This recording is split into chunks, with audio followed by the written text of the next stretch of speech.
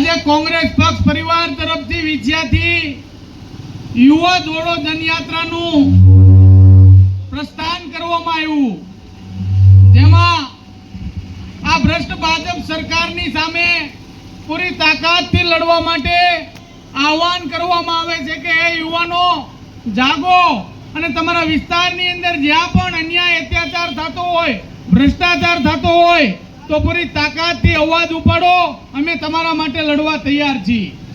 આજ ગુજરાતની વાત કરવામાં આવે તો સામાન્ય પરિવાર, ખેડૂત વર્ગ કે પછી નોકરિયાત વર્ગ હોય, યુવા વર્ગ હોય, એની એક પણ વાત સાંભળવામાં આવતી નથી। આ ભ્રષ્ટ ભાજપ સરકારે તમામ અધિકારીઓને માત્ર ને માત્ર એના કામમાં લગાડી દીધા છે, પ્રજાના કામ ટાઈમે થતા નથી। આજ એક પણ કચેરી એવી નથી કે જેની અંદર ભ્રષ્ટાચાર ન થતો હોય। ખેડૂત વર્ગ જ્યારે મામલતદાર કચેરી હોય કે કલેક્ટર કચેરીની અંદર જતો હોય, એક પણ ટેબલ એવું બતાવો કે બિચારા પાસે પૈસા લીધા વગર કામ કરતા હોય। તો જ્યાં પણ ભ્રષ્ટાચાર થતો હોય ને પૂરી તાકાતથી હવે યુવાનોએ જાગવું પડશે અને આપણે તમામ પ્રકારના હક માંગવા પડશે। અમારો એક જ અવાજ છે, નીડર બનો અને લીડર બનો। આજ ખેડૂતની વાત કરવામાં આવે તો ખેડૂતની જે પણ યોજના હોય એની અંદર માત્ર ને માત્ર પેપરની અંદર વાતો કરવામાં આવે, પણ ખેડૂત સુધી કોઈ યોજના પહોંચાડવામાં આવતી નથી। આજ એની કેનાલોની અંદર ભ્રષ્ટાચાર થતો હોય, ખાતર ટાઈમે ન મળતું હોય, દવા બિયારણની અંદર ભ્રષ્ટાચાર થતો હોય, ખેડૂતને પાક વીમા જે ચાલુ યોજના હતી ટાઈમે એને પાક વીમા નથી મળતા, વીમા સદંતર બંધ કરી દીધા।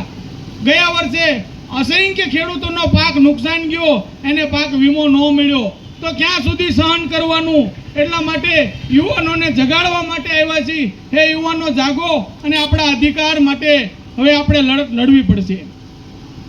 બીજી વાત કરવામાં આવે તો શિક્ષિત યુવાનોની આજ અસંખ્ય લાખો કરોડો રૂપિયાનો ખર્ચો કરવા છતાં આ યુવાનોને નોકરી મળતી નથી। એનું એક જ કારણ છે કે ભ્રષ્ટ ભાજપ સરકારે દરેક ક્ષેત્રની અંદર, દરેક વિભાગની અંદર માત્ર ને માત્ર પ્રાઇવેટીકરણ કર્યું છે। આ સરકારી સ્કૂલોને તાળા લાગવા માંડ્યા છે। ગરીબની પ્રજા, જે આપણા છોકરાઓ છે ગરીબ, એને શિક્ષણ લેવું ખૂબ મોંઘું પડી રહ્યું છે, કારણ કે આ સરકારે દરેક વિસ્તારની અંદર, ઓલ ગુજરાતની અંદર હમણાં જે આંકડો આવ્યો, હજારોની સંખ્યામાં પ્રાઇવેટ સ્કૂલના આંટડા ખોલ્યા છે। આ જ ગરીબની પ્રજાને શિક્ષણ લેવું ખૂબ મોંઘું પડે છે। એમ છતાં કદાચ આપણા છોકરાઓ ભણી જાય, હોશિયાર થઈ જાય, લાખો રૂપિયાનો ખર્ચો કરે તો આ સરકાર પાસે એવું કોઈ આયોજન નથી કે એને નોકરી આપે। કોઈ પણ કચેરીની અંદર જાઓ તો ત્યાં તમામ લોકો માત્ર ને માત્ર પ્રાઇવેટીકરણ થઈ રહ્યું છે, આપણી નોકરી છીનવાઈ રહી છે।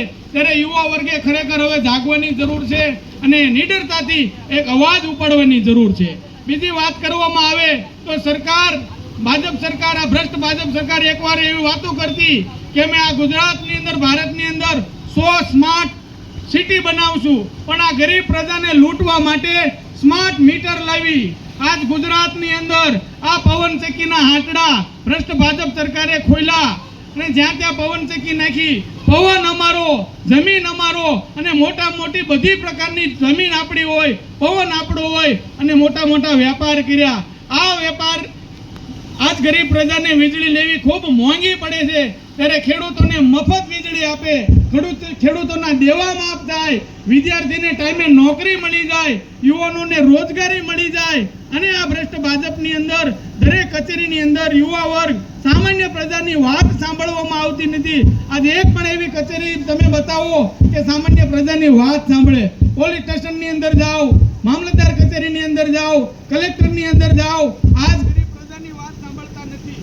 ત્યારે તમામ લોકોએ જાગવું જોઈએ અને અમે આહવાન કરીએ છીએ કે યુવા વર્ગ જાગો અને કોંગ્રેસ સાથે જોડાઓ। જય હિન્દ, જય ભારત।